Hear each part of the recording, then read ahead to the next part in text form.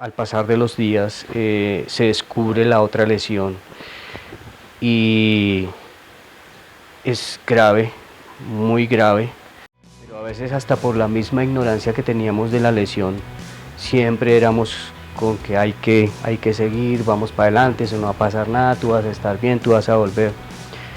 Llega ya el momento de la verdad, de saber absolutamente a qué nos estábamos enfrentando, y para nosotros fue muy duro en saber que no era el miedo de que él perdiera el brazo, así porque él estuvo a punto de perder su brazo, sino era el miedo de perder a Esteban como la persona, como el ser humano, porque es que en ese momento es muy difícil. Cuando haces lo que más te gusta, cuando estás ahí y de pronto algo te dice que no, uno, bueno, pero ¿cómo, por qué tiene que cambiar mi vida? ¿Por qué pasó esto? Él no se veía haciendo otra cosa que no fuera ciclismo. Entonces para nosotros es muy duro ver a un muchacho que llora porque no puede salir a entrenar, que está viendo el Giro de Italia y está llorando porque para él es muy duro no estar ahí. Cuando ve que su brazo no reacciona, es muy duro para uno de papá. Eso no es ni siquiera que sea duro porque él deje de ser ciclista, es duro porque es que uno nunca quiere ver a un hijo sufriendo, uno nunca quiere ver a los hijos pasando malos momentos, uno quiere es que sus hijos estén siempre bien, y yo creo que todo papá luchamos por eso. Nada, hay que salir, hay que seguir, hay que ir a hacer la fisioterapia, hay que volver, yo de hecho lo acompañaba, yo lo llevaba porque pues él tenía su brazo inmovilizado, dedicados por la mañana, lo tenía que llevar a terapia, así que regresábamos a la casa, en la tarde teníamos que volver y no se veía la mejoría. Entonces teníamos que seguir y seguir alentando siempre a ese hombre, a esa cabeza que tenía que seguir luchando. Uno nunca se debe entregar ante las adversidades y eso es lo que le enseñamos a él desde niño, y mucho menos íbamos a dejar de hacerlo cuando estábamos pasando o él estaba pasando este momento tan difícil. Siempre fue alentando, diciéndole que tenía que seguir, que iba a volver, que había que seguir trabajando, que no importaba. Si a él le habían dicho que el brazo podía arreglarse, sí, teníamos que seguir trabajando, que no se sabía cuánto era. Todos los médicos, todos los fisioterapeutas decían es que eso es muy lento, eso es muy despacio, hay que tener paciencia. Pues nada, hay que seguirle y eso fue lo que hicimos siempre, alentarlo y seguir, pero fue una época muy dura, fue una época muy oscura de tinieblas para él, en donde hubo muchas tormentas en la cabeza, y yo pienso que ya luego cuando el viento volvió a soplar a favor y el sol volvió y salió, es en ese momento en que la verdad él vuelve y otra vez se entusiasma a seguir mucho, luchando ya de una manera decidida, cuando ya sabe que tiene un contrato con el equipo, cuando el panorama se ve de otra manera. Su cara ha cambiado en ese momento, había optimismo, y así es como debe ser, ¿no? Y es lo importante.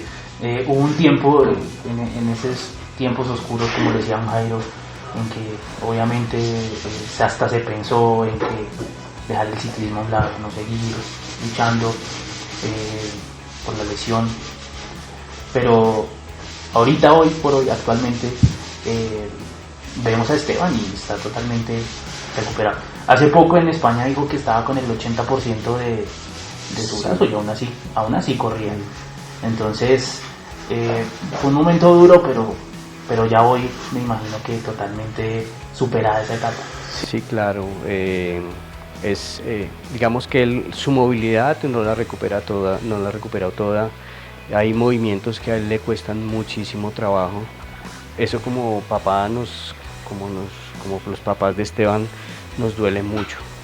Obviamente ver cosas que él no, ciertas cosas no puede hacer. Obviamente el cuerpo es inteligente y y cuando uno quiere hacer cosas pues nunca le pone cuidado a ciertas limitaciones. Personas con muchas más limitaciones que él han hecho cosas extraordinarias y pues obviamente él dice pues si los demás pueden yo también puedo, padre, no te preocupes.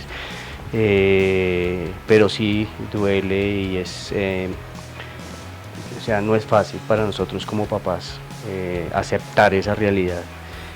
Para el ciclismo ya ves que está 100%, totalmente, ya eso para el ciclismo no le molesta para nada, pero yo pienso que es más la cabeza de él que ha hecho que está, sí, yo pienso que es más la cabeza lo que no le permite ni siquiera pensar que él no puede hacerlo.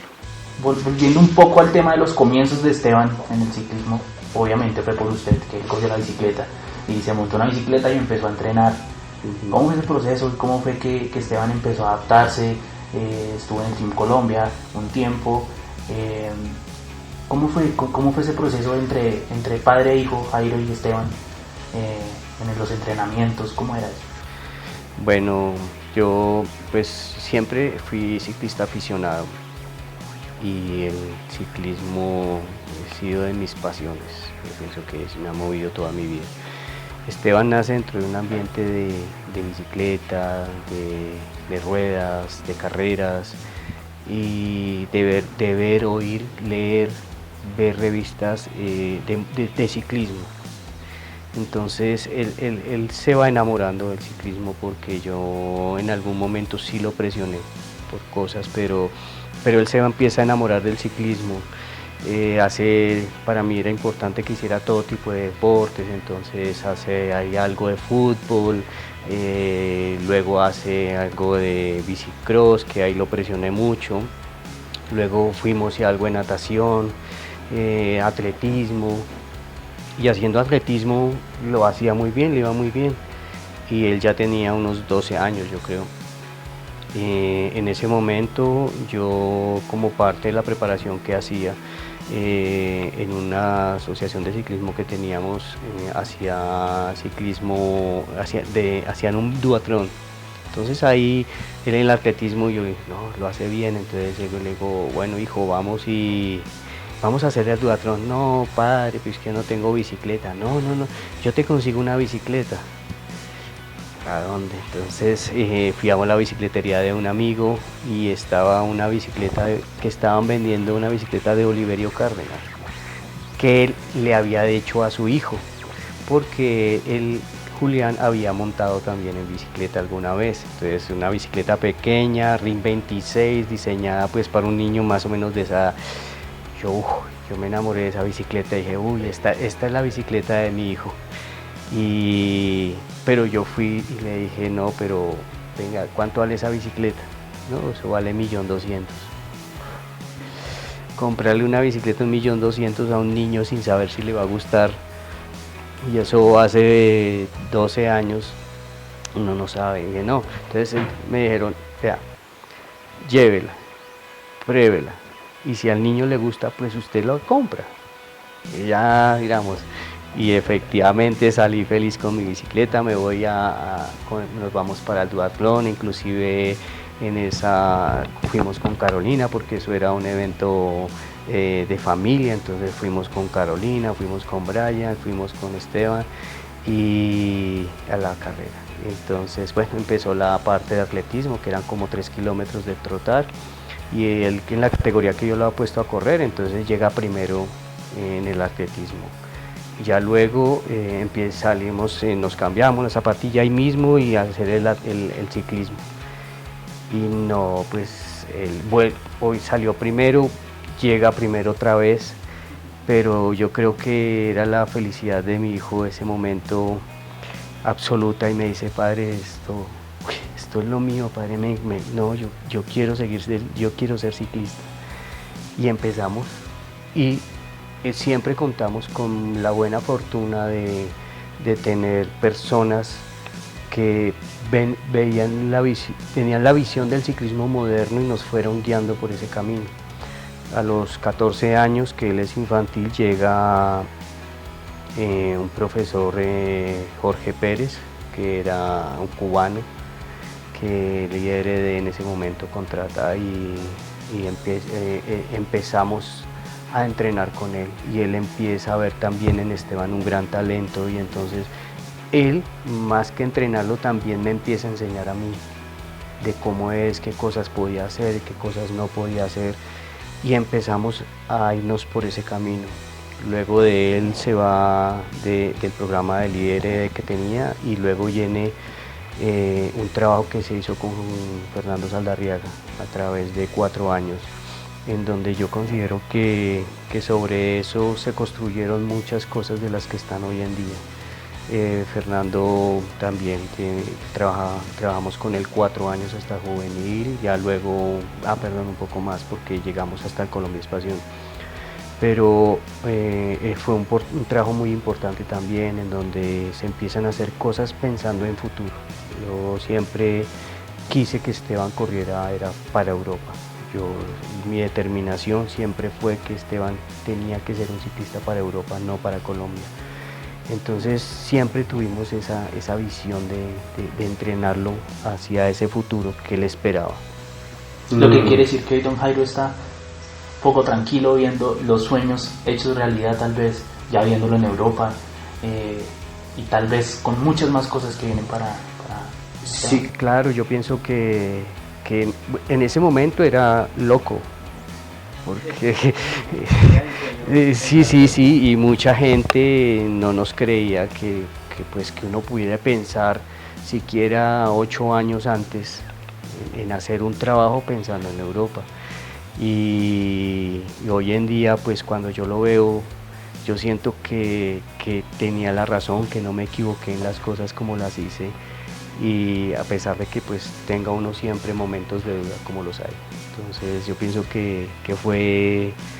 yo creo que ahí estuvo la clave del éxito, siempre pensar en que se iban a hacer cosas para el mañana, ¿no? Él compartió filas en el Colombia es Pasión cuando estaba Nairo Quintana también ahí. Sí, él alcanzó a estar con Nairo. Sí, claro, porque cuando Nairo ganó el primer Tour del Avenir, Esteban estaba en el equipo y ayudó a trabajar. Para segundo año, cuando Esteban gana el Tour del Avenir, Nairo le trabajó a Esteban.